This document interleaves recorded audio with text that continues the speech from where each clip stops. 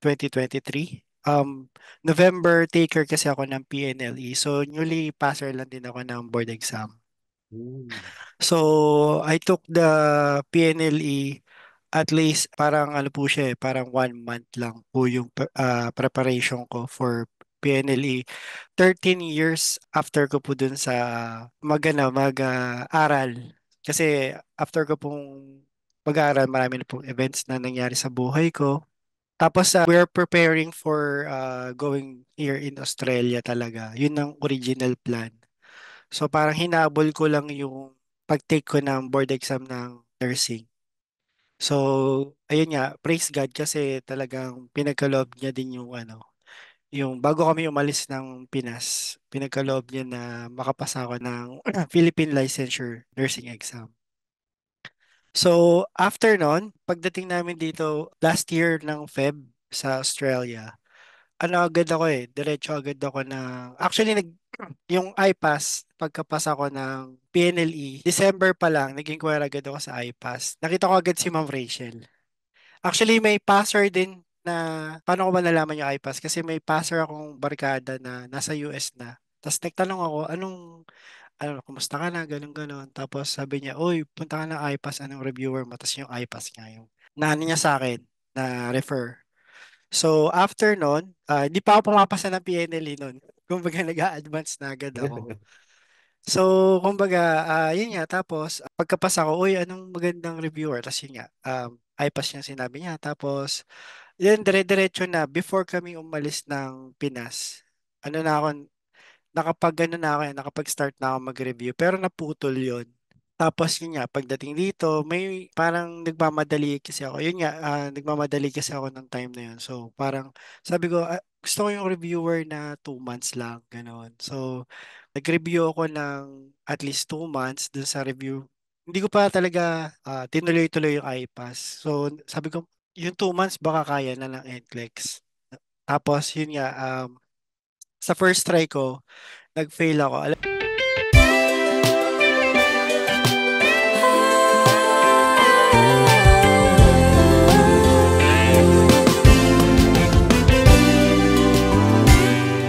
Good morning, good afternoon, and good evening, everyone. Welcome to iPass Online Review and Mentoring Academy. My name is John, and I'll be your host for tonight. Here at Hope Talk, we invite successful iPass Online Review candidates and the NCLEX to share their wonderful stories and learnings from their journey in achieving the goals of becoming registered nurses in the USA, Canada, and Australia. Today, we honor a true achievement that speaks to dedication, strength, and unwavering commitment to patient care. Passing the NCLEX exam is a transformative moment in any nurse's life. And we are thrilled to recognize someone who exemplifies all the values that make a great nurse. So we would like to welcome one of our newest NGN passer, Sir Rolly Tamayo, Australian RN. Hello, good evening po sa ating lahat. Good evening po, Sir Rolly. So, ang ganda ng pasok ng 2025 ng Yes taon na po. ito para sa inyo. So, sir, how is the feeling po of passing the NCLEX exam? First of all, syempre, hindi pa rin ako makapaniwala, no? Kasi sa totoo lang, yung NCLEX kasi sobrang laking pagkakaiba in terms sa... Kasi ang story kasi niyan, way back 2023, November taker kasi ako ng PNLE. So, newly passer lang din ako ng board exam. Hmm. So, I took the PNLE at least parang ano po siya parang 1 month lang po yung preparation ko for PNLE. 13 years after ko po dun sa aral.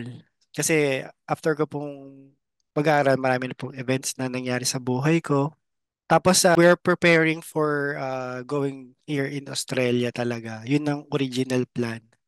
So parang hinabol ko lang yung pag-take ko ng board exam ng nursing.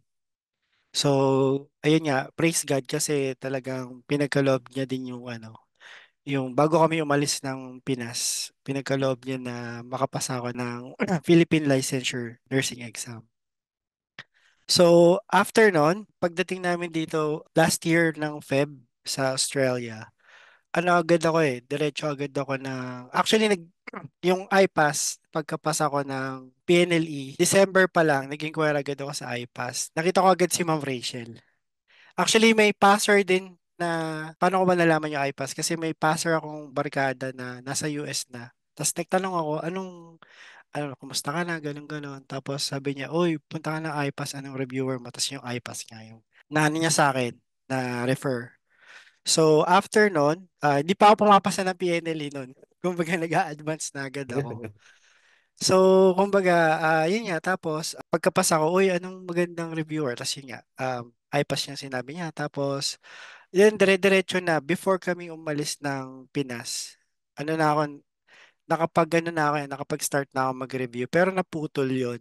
Tapos yun nga, pagdating dito, may parang nagmamadali kasi ako. Yun nga, nagmamadali kasi ako ng time na yun. So parang sabi ko, gusto ko yung reviewer na 2 months lang, gano'n. So nag-review ako ng at least 2 months dun sa review. Hindi ko pa talaga tinuloy-tuloy yung iPass. So sabi ko, yung 2 months baka kaya na ng NCLEX. Tapos yun nga, sa first try ko, nag-fail ako. Alam ni Ma'am Rachel, Oliver yung buong storya ko. Kasi pumunta siya dito sa Sydney eh. So nagkakwentuhan kami. So yun nga, pagkatapos nun, nag-take ulit ako ng exam, August. So from dating namin dito, Feb, tapos nag-take ako ng April.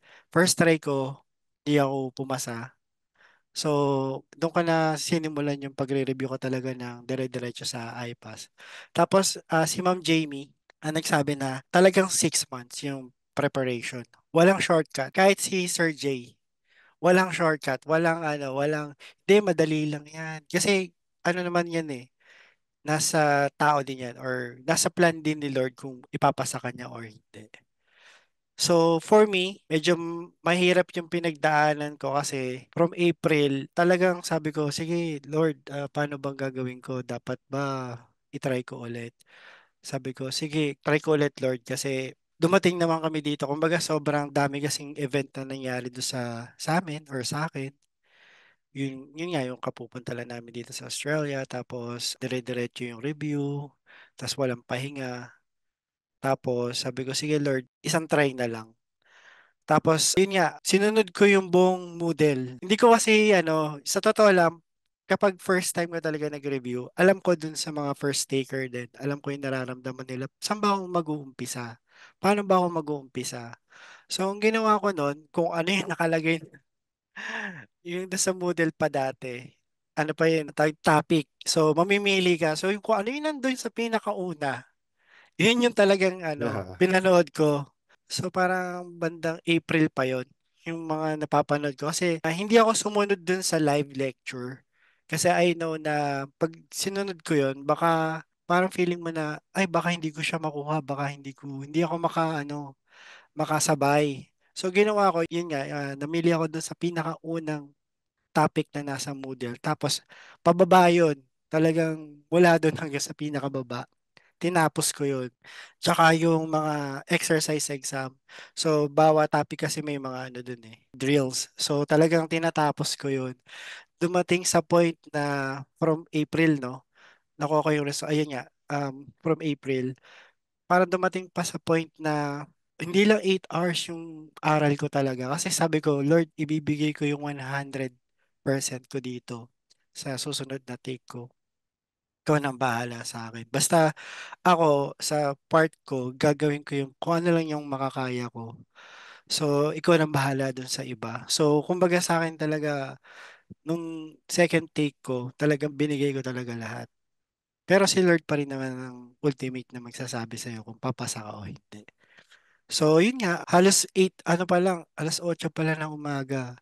Ang gagawin ko, magbe-breakfast lang ako, hatid ko yung anak ko sa school dito sa Australia. Tapos, dire-diretso na yon as in talagang per topic yung ang dami pa naman topic.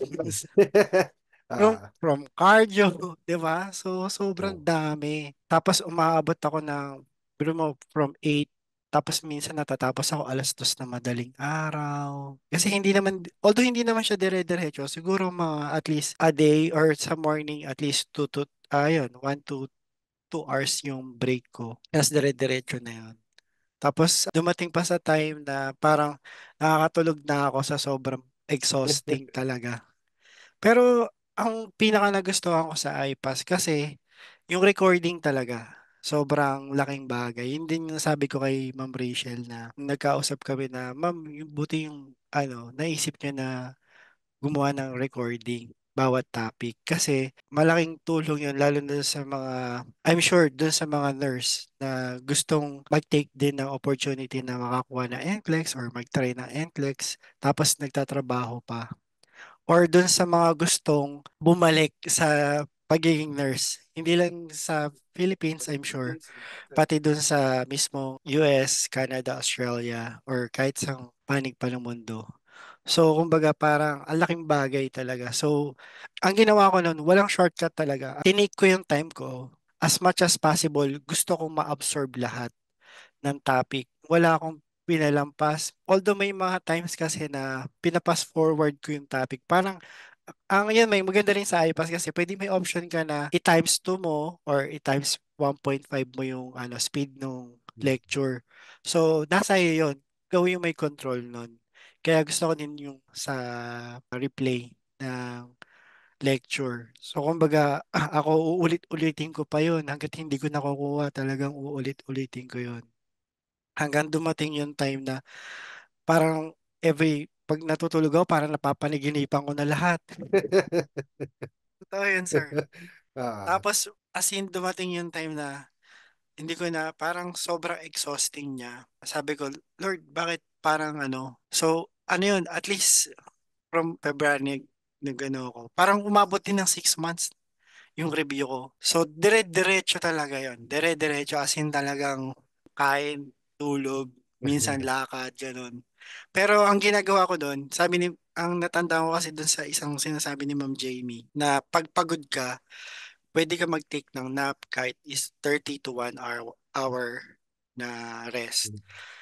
Kasi ipipilit mo yung kumbaga wala nang kumbaga nanonood ka nga pero wala nang pumapasok sa utak mo, magpahinga ka. After nung nap na yon, tapos mag-continue ka, dire-dire, ayun nga, mas ma-absorb mo siya. Tapos, gusto ko din sa iPass kasi yung mga lecturer, sobrang nagbibigay sila ng motivation, lalo na si Sir J. Si Sir J malupit yan. Yung tipo, serious yung topic kasi respy, di ba? Yung sa kaliit-liitan na cells, ano niya. Tapos biglang babanat yan na, uy, ano, kaya yung mga nangangarap dyan, tuloy-tuloy lang kayo. Huwag kayong susuko.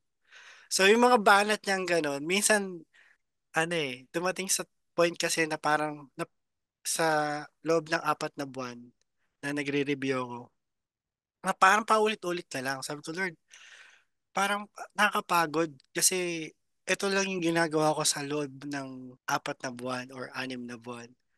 Tapos, biglang babanat ng gano'n si Sir Jane, yung mga mga pang hope talk na Words of linya. encouragement, Yes, ganyan.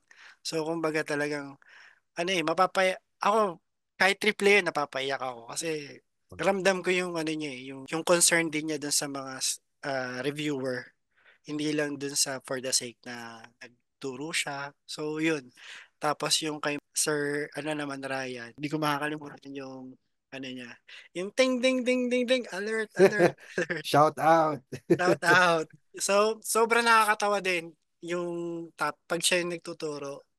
Sobrang nakakatawa. Tapos si Ma'am Rosana naman, yung niya, dance move niya para ma-remember yung step dun Ah, sa pedya. So, yun. Tapos, face your fear, parang dun sa second take ko, dapat kasi mag-iiba ako inisip ko kasi mag-iba kaya ako ng person view na building or location.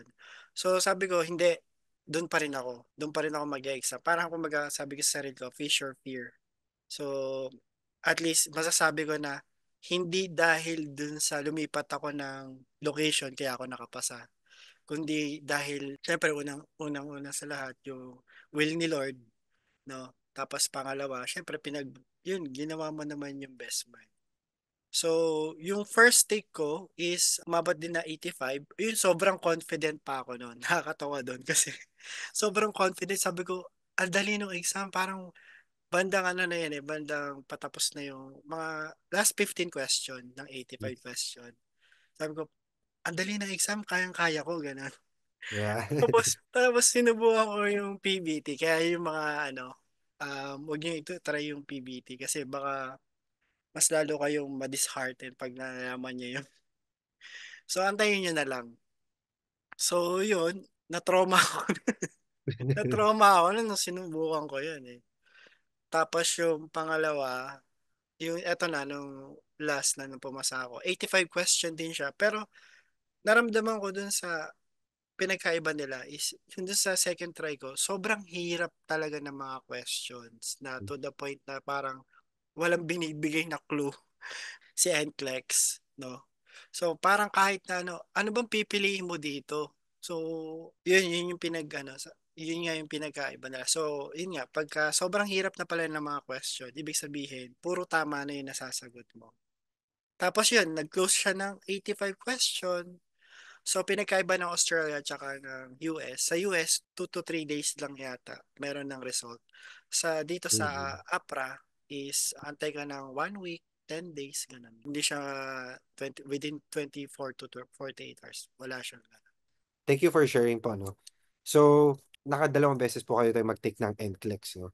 So, Yes. sa first time po na ginawa ninyo or nag-take kayo ng NCLEX, ano po yung ginawa at hindi nyo na ginawa on the second time? And what makes a difference po? So, yung ginawa ko po noon, yung first time ko kasi, sobrang, sobrang, siguro ma-advise ko, kapag mag-take ka ng NCLEX, make sure lang na prepared ka, hindi lang sa physical, hindi lang sa mental.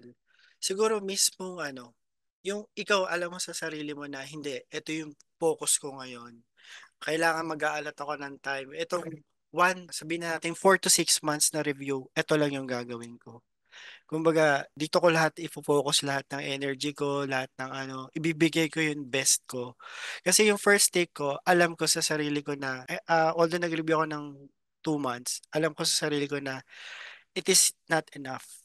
So, yung second time, since talagang dumating niya, sabi ko nga, dumating sa point na napapanaginipan ko na lahat ng lecture.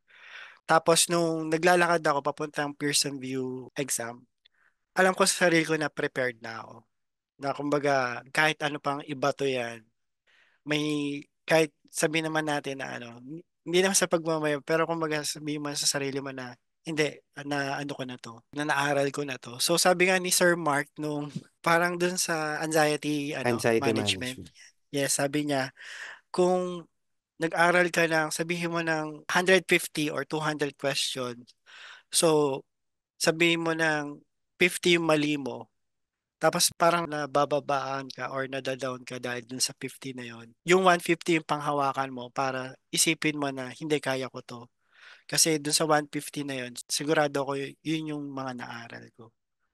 So yun, dapat kailangan talaga prepared ka. Hindi lang, as in sa sarili mo talaga na, hindi, ano talaga to, na-take ko na to. Ang So ideal yun. din talaga, sir, no, Sir Rolly, is to review at least 4 to 6 months of preparation. Well, it really Yes, depends walang on our shortcut. situation, no? Like what you said, no shortcut talaga at No all. shortcut talaga. Wala. Kasi sobrang iba yung PNLE tsaka yung NCLEX. Sobrang magkaiba talaga. Kasi yung, eto, hindi naman sa pagko-compare, pero yung PNLE kasi, meron siyang, sabi nga nila, pagka magaling ka sa test-taking strategy, papasa ka sa PNLE. Although 500 questions siya, pero parang, basta yun nga, pagka may test-taking strategy ka, medyo 50% na pwede mo ipasa yung exam. Hindi ko naman sinasabi na na makakapasa ka, pero possible. Dito sa NCLEX kasi, sobrang tricky ng mga questions until Mhm. such na parang ikaw mismo, parang malilito ka na, tama ba yun? Kasi positive, negative, di ba may mga ganon, positive, Yeah. negative. So, sa PNLE, pwede mo gamitin yan. Dito sa NCLEX, kailangan talagang knowledge talaga yung kailangan. On top of that, sir, no, during your first attempt, the reason why I'm asking the first and the second attempt, sir, no, kasi Maraming pong students din na nagtitake ng NCLEX the second time or third time Mm, around.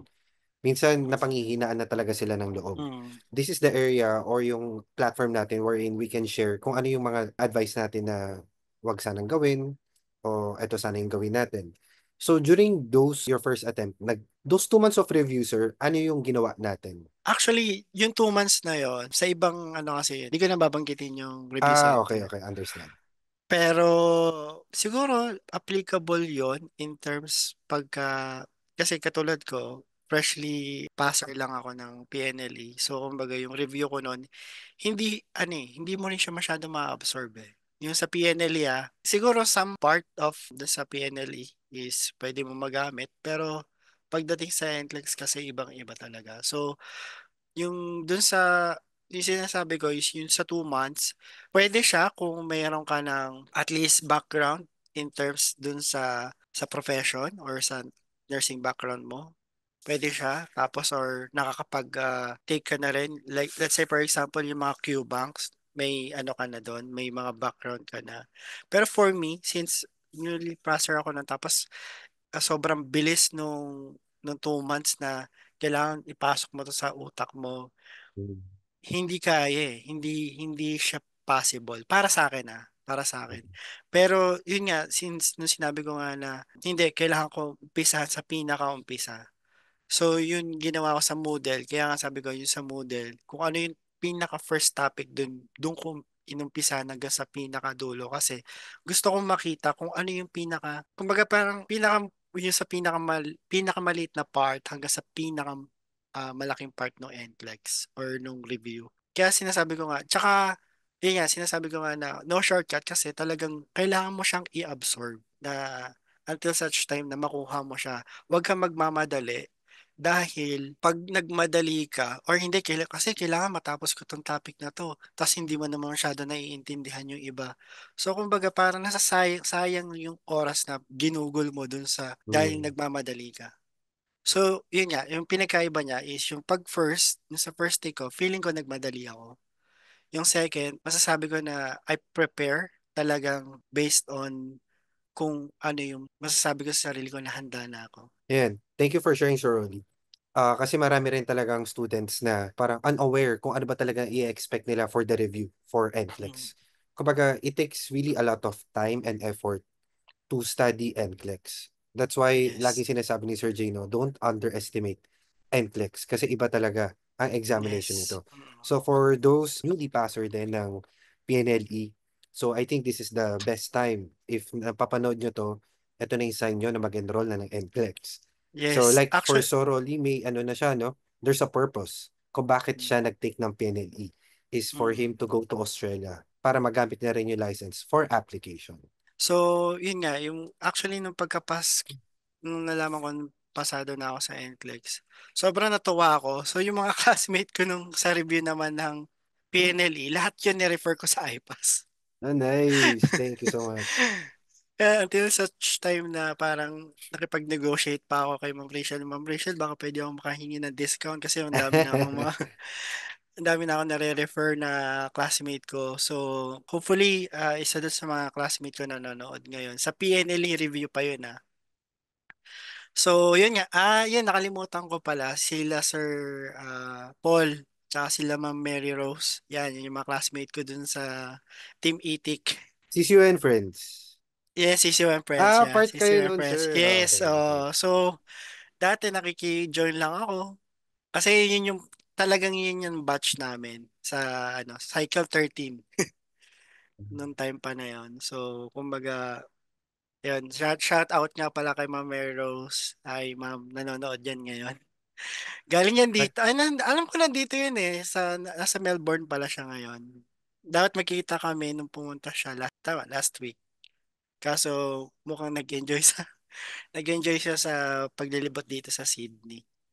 yeah, So I next time remember na Ma'am lang. Mary Rose. Nag-hook din siya eh. Yeah, I watched it Nag-hook niya. also. Yeah. Ayan, sir. Thank you for sharing dun sa ano, pagre-refer sa IPAS. It's really a testament na talagang IPAS online review works for you.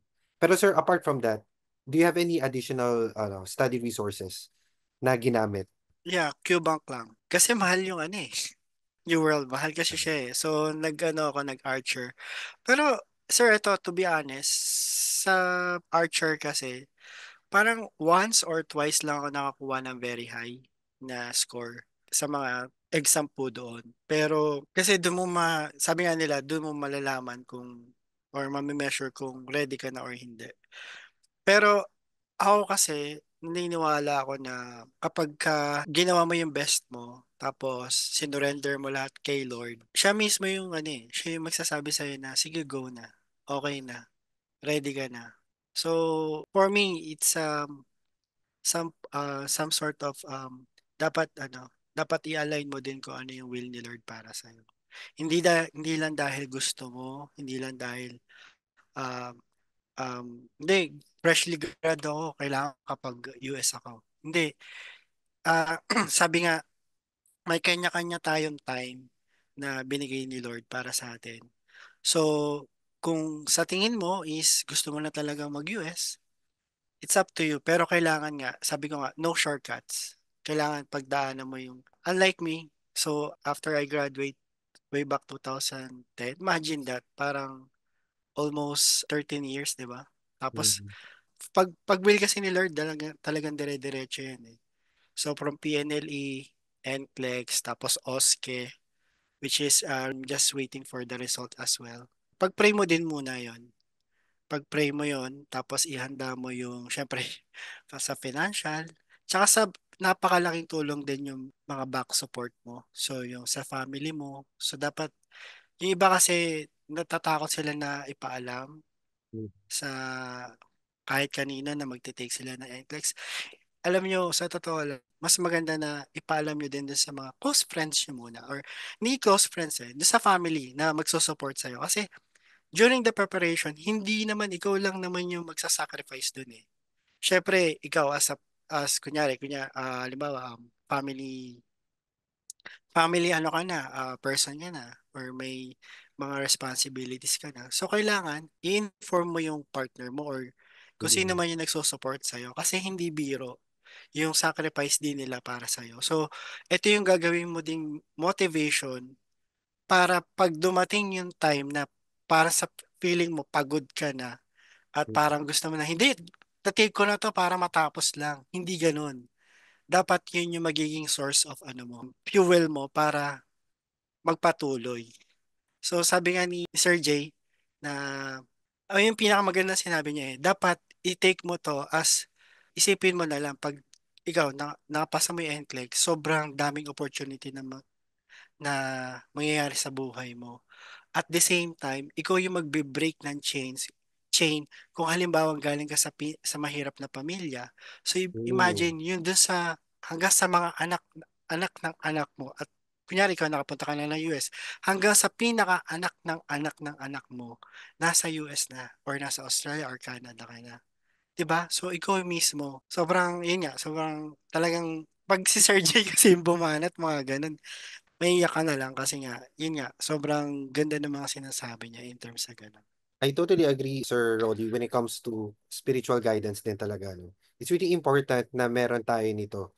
Kasi minsan, no, akala natin kaya na natin lahat by ourselves. But with the help Yes. and the grace of God talaga. Tama yung sinabi mo, if it's really your time, it's your time, and it will be given to you. Di ba? I always say this to my students din, no? If you put 100% effort dito sa review na ito, for sure, 100% din ang balik sa'yo. Yeah. 100% meaning you're gonna pass. But if you are gonna put less effort dito, what can you expect? Diba?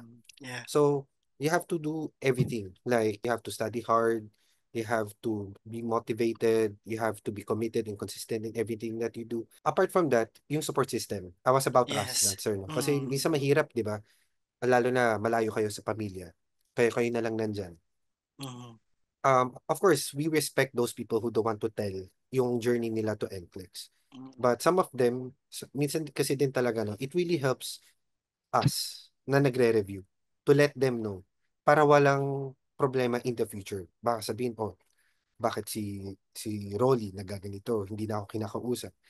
Parang may tampuhan pa Yeah. nangyari, you have to explain yourselves pa, di Yes. ba? Mm, mm. So, in a way, it really helps to somehow lessen your stress and your anxiety at the same time. Yes. And in a way, wag mo iisipin yung, what if mag-fail ako? Mm. Mapapahiya lang ako. Yes. Then don't think about failing. Think Yes. about passing lang. Yeah. I know it's So, easy to say, pero ano lang talaga siya. It's all about your mindset. Go ahead, sir. yes. Yes, tsaka in terms dun sa mga failing, may nabasa nga ako sa Lefora, 8 times or 10 times siya ata nag-take ng NCLEX bago siya pumasa. Imagine that, di ba? So, sa akin, para sa akin kasi, as much as you put your heart on it, and then you pray for guidance, and you ask God, Lord, ito talaga yung gusto ko. I'm sure nakikinig naman si Lord para dun sa mga doon sa prayer mo, no? Tsaka makikita talaga niya na, ay, ano, deserve niyang pumasa na, ganon. So, keep on trying. Dun sa mga nag-take tapos nag-fail nung umpisa, huwag kayo matakot. Kasi, kumbaga, nasa inyo yan, nasa puso mo yan. Ang pinaka, ano na lang siguro, kung nag-fail ka tapos, yung katulad sa akin, no? Alam ko sa sarili ko na hindi ako 100% nung una kong take. So, sobrang ano yun, traumatic experience kasi syempre doon ka mismo nag-exam so kung saan hindi ka pumasa tapos yun na naman ulit na experience mo, 'di ba? Doon ka na naman, yun na naman yung pagdadaanan mo. What more, 'di ba? Doon sa 2 months tapos doon sa 2 months pa lang parang ang tagal na para sa akin tapos another 4 months pa yung idadagdag. Pero sa akin kasi as much as ginawa ko yung best ko tapos sinabi nga, yun nga, nilet go ko na siya kay Lord. Si Lord, ano lang, dyan lang naman siya. Handang makinig. So, huwag kayong matakot sa fail. Kasi pagka, ayun, natatandaan ko pa yung sinabi ni Sir Jabe, it's an end kapag ka huminto ka. Pero pagka nag-fail ka at nag-continue ka, it's not a failure. Kumbaga parang ano pa rin, tuloy pa rin yung laban. It's understandable minsan sa part din talaga natin, no? When we go through something, kahit hindi sa pag-aaral din, no? We doubt ourselves kung kaya ba natin. Sabi mo nga, sir, kanino, you have to face your fears. Yeah, Kasi kung hindi natin i-face yung fears natin, how can we move forward? How would we yes. know if really Mm, we can make it? Di ba? mm. Tsaka yun, isipin mo na lang na hindi lang para sa iyo yun, yung ginagawa mo. Para dun sa mga taong nagmamahal sa iyo, para sa mga Mhm. taong mahal mo. At yun nga yung pinaka gusto ko sinabi ni Sir Jay. Isipin mo na lang, no? Hanggang sa kaupo-apuhan mo, may iba yung buhay nila dahil dun sa ginawa mo. Dahil Mhm. dun sa pinili mo na mag-persevere, mas pinili mo na mas i-priority yung mga dapat i-priority. Like, syempre, sa totoo lang yung pagre-review, it will took so much time, lalo na sa Facebook. Kaya nung time na yun, hindi ako nag-Facebook talaga. Mhm. Siguro, yun nga, no, yung mga little things na kailangan kang i-sacrifice. So, yung katulad nga sinabi mo, sir, di ba? Yung mga kailangan mo mag-explain doon sa mga tao na, ano, di ba? So, yun, Tama. kailangan mo munang mag-shutdown.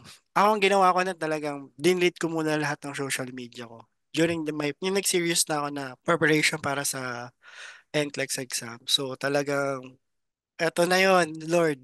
Ano na ako dito, 110% na ikaw nang bahala sa susunod.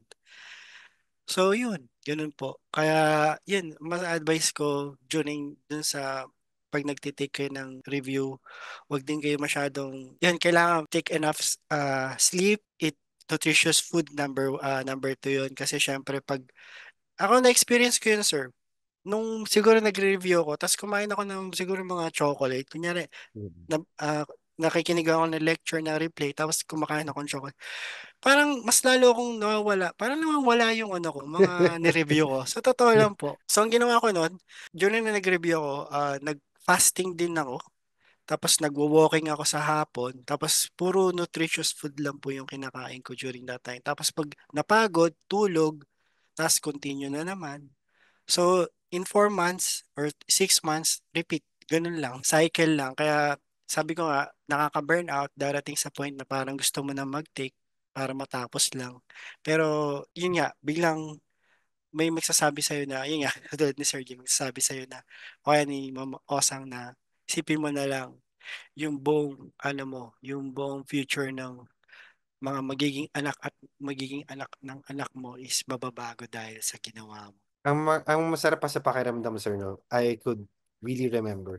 The moment na hindi maganda yung pakiramdam mo while attending the review, for sure, maraming students makaka-relate dito. And then Mm. may biglang ganun banat sila Sir Jay, si Ma'am Yes, Osang. totoo. It really Totoo. lifts you up eh. Lalo na pag yung nadadown ka na parang may pupuntahan pa ba to? May ano pa Ah. ba to? Parang wala na akong na-absorb, parang wala na akong kalayaan, parang wala na akong social life, ganyan, ganyan. Ah, So, yun yung talagang biglang mag-hint sila ng ganon. Tapos bigla kang, parang alam mo yun, manunumbalik sa'yo yun na bakit nga pala, in the first place, bakit ko nga okay. pala umpisahan to? Para kanino ba at para saan ba? We just have to remind ourselves, no, the reason why, kung bakit natin tinitake tong NCLEX. Is it for Yes. personal reason? Is it for our family? Is it for our future? Mga ganyan. Mm. Kasi minsan, doon din tayo kumukuha ng ano, motivation talaga at Yes. Mm. lakas. So, it's understandable yung mga ganong feeling. But again, all of us are very resilient. You have to, Yes. ano rin, minsan balance, no? Yung mind over heart. Mm. Minsan hindi lang sa ano yun eh. Hindi lang sa study yan eh. Sometimes, in a daily basis, when we decide things, sometimes we have to also think using our brain, not from our heart. Yes. Mm. Kasi 'di Yeah. ba, pag masyado tayong na ano sa emotions natin, Emotion, yeah. may hirapan tayo mag-adjust, 'di ba? So you have Mm. to know how to adjust din yung mind natin.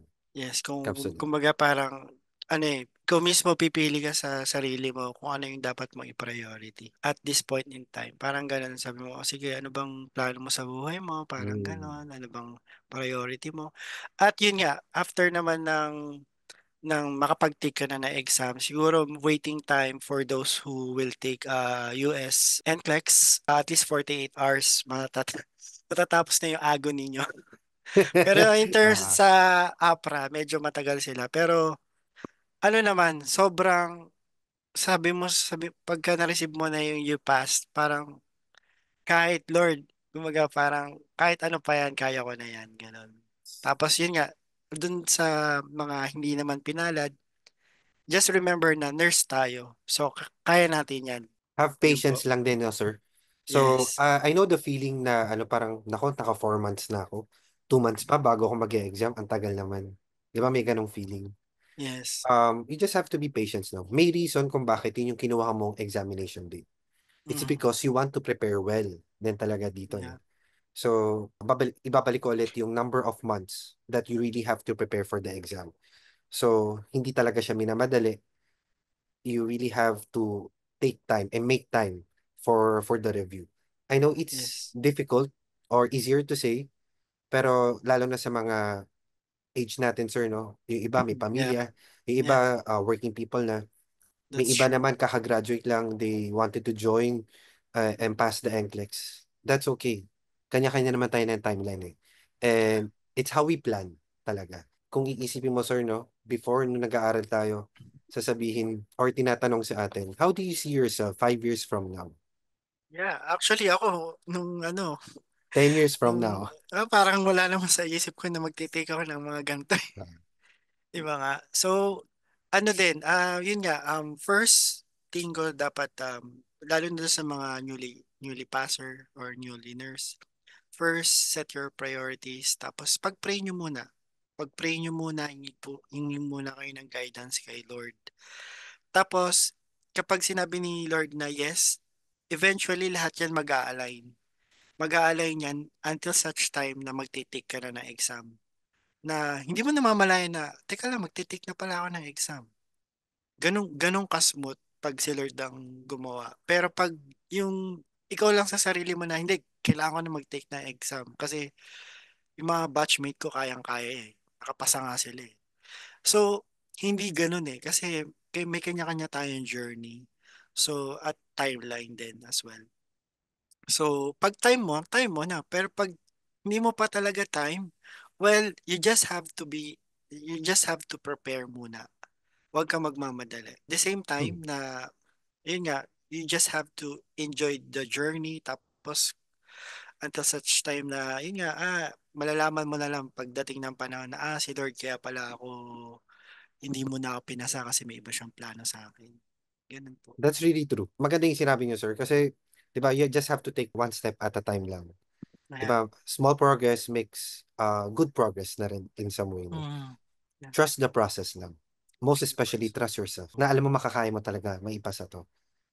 Question, sir. Yes. 1 week prior to your exam, ano po yung mga ginawa ninyo? Sa totoo lang alam kong 1 week na. So, dumating kasi sa point na parang ano po eh. Yun nga, parang may umay na. Parang sa totoo lang po may ganong factor na Mm. lalo na pag malapit na yung exam. So, ang ginawa ko po noon, tapos feeling ko parang ang dami ko na napapabayaan, ang dami ko na nami-miss out. So, hindi masamang mag-take ng break. Kunyari, ano po kasi ako nagre-review nun eh, Monday to Sunday. Ganun Mm. talaga ako nung nag-review na. Pero nung siguro 1 or 2 weeks before the exam, ang ginawa ko nun every Sunday, parang nag-take ako ng or 2 days off para ma-refresh lang yung sarili mo na, teka lang, kailangan ko munang pumasyal, kailangan ko Mm. munang mag-unwind kahit papano. Pero hindi naman yung unwind na para magse-celebrate ka. Iba yon. Ah, Kumbaga, ano lang, maiba lang yung ambience mo na hindi ka puro computer, hindi ka puro ganito. So, yun po yung ginawa ko no, para lang mas ma-appreciate mo yung ano, para kasi pag katulad ko, walking po kasi ako nun sa umaga tapos sa hapon prior yun nga, 1 week or 2 weeks na exam. Mas nagtitake ako ng time para lumabas or maglakad po dito. Kasi during that time is winter po nun dito sa Australia. So, kumbaga parang sa akin po, mas ina-appreciate ko na Lord. Kada sa may park po kasi, kada ano po kasi dito, may maraming park dito. So, Lord, siguro nakakasampung round na ako dun sa park na yun. So, sabi ko, Lord, magte-take na po ako next time. Tapos, yun nga, parang kinakausap po si Lord, kinakausap po yung sarili ko na eto, kailangan ganito na. So, yung, kumbaga, ano, hindi ko na ginawa yung mga usual days. Iba na yung ginawa ko nun. Para lang at least ma-break yung cycle. Kasi pagka nandun ka na sa cycle na paulit-ulit, doon ka medyo mag-struggle. At the same time, mag-ano ka din doon. Parang magmamadali ka na, ganun. Thank you for sharing, Sir Rodi. It's really important din na na-highlight mo rin to, no? It's more of self-care na lang din a week Mm, prior to your examination. Kasi 'di ba, ito yes. yung moment na 1 week na lang examination mo na eh. So instead of catching up, more on focus na lang tayo sa anxiety management natin. That's why we have the Yes. anxiety management class Yes. with Sir Mark. That's really effective. Even for Effective me, during talaga. my time. Ah, 'Di ba? So actually, salute to effective Sir Mark. talaga yun. Galing ni Sir Mark, in fairness. Marami akong mga nakasama dun sa anxiety management na parang gusto na lang matapos dun yung exam, gano'n. May mga gano'n Mm. silang ano. Pero it helps me a lot because ipapagawa ka ni Sir Mark kung kumaga eto na yung sasabihin mo sa sarili mo pagka dumating na yung time na pumasa ka na. So, it will motivate you at the same time. It will helps you to realize or to remind yourself na teka, bakit ba ako nag-review? Bakit ko pala ginagawa Mm. to? Yung pinaka first, reason mo kung bakit ka nag-take na X. Yes. And Sir Rolly, with that, we would like to present to you your iPass certificate.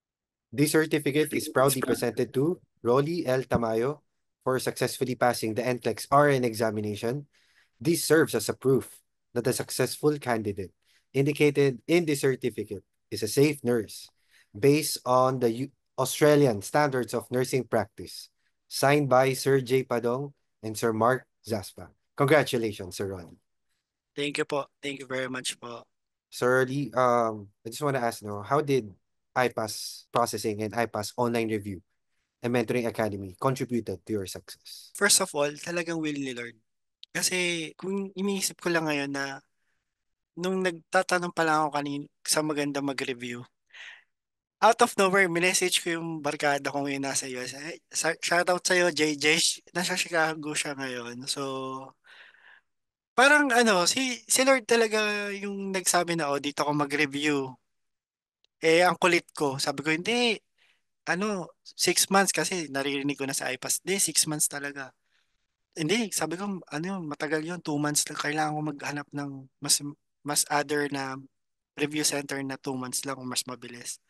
Eh, ang kulit ko. So, nung first take ko, pinail ako ni Lord. Kasi sabi nga, 6 months eh. Ang kulit, makulit lang talaga ako eh. So, naiisip ko ngayon, si Lord talaga yung nagpakilala ng iPass, tapos nakilala ko si Ma'am Rachel, nakilala ko yung, yan, sila Sir J. Kahit sila Sir J, sa ano ko lang napapanood yan. Sa replay. So, yun. And sir, pansin ko lahat ng letter J. Medyo swerte talaga sa'yo, no?